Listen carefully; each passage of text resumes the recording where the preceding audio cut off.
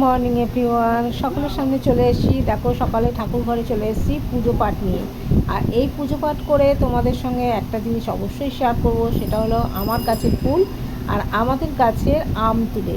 চলো চলে যাই সোজাসুজি একদম গাছের কাছে, মানে ছাদে যেখানে গাছ আছে সেখানে।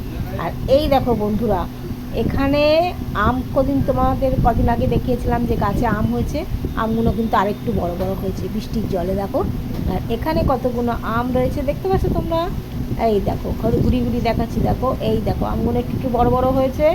আর এইবারে আমি গাছ থেকে কটা ফুল তুলে নেবো।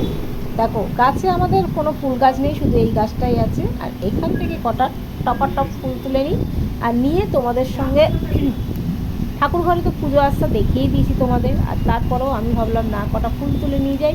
এই ফুলগুলো এমনিই বাসি হয়ে যাবে, তার চাইতে ভালো আমি ফুলগুলোকে তুলে নিয়ে গিয়ে ঠাকুরের চরণে দিয়ে দিই।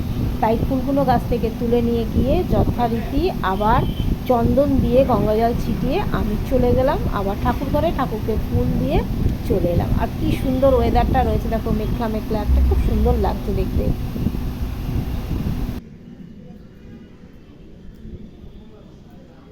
যাই হোক, ঠাকুরকে ফুল দিয়ে চলে এলাম রান্না বান্নার কাজে। আর এই দেখো, এখানে বরবটি আলুর চচ্চড়ি করেছি। আর তোমাদের একটাই দেখিয়ে দেবো যে আমি কী কী রান্না করেছি এবং কী কী খাবার আজকে বানিয়েছি। তো চলো তোমরা দেখে নাও আমি কী খাবার বানিয়েছি। এখানে বরবটি আলুর তরকারি হয়ে গেছে, আর ইলেকট্রিক কেটলিতে জল বসিয়ে দিয়েছি, কারণ ডাক্তার আমায় বলেছে 3 লিটার জল খেতে। আর এইখানে দেখো সব খাবার দাবার বেড়ে নিয়েছি। এখানে ভাত আছে, ডিম আছে, মাছের ডিমে বড়া আছে, ডাল আছে, ডিমের তরকারি আছে, আর আছে বরবটি আলুর তরকারি। আর তো চলো সকলকে টাটা। তরকারিটা কীভাবে করেছি তোমাদের একটু দেখিয়ে দিই। একদম সিম্পল রান্না।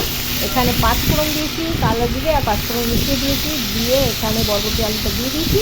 আর দিয়েই তারপরে নাড়াচাড়া করেই ভাজাভাজি করেই তারপরে জল দিয়ে দেবো। আর তোমরা তো দেখতেই পেলে আমি কী দিয়েছি। আর দেখো, সকালবেলার ব্রেকফাস্ট আমি কী নিয়েছি, এখানে মুড়ি আর কলা নিয়ে নিয়েছি।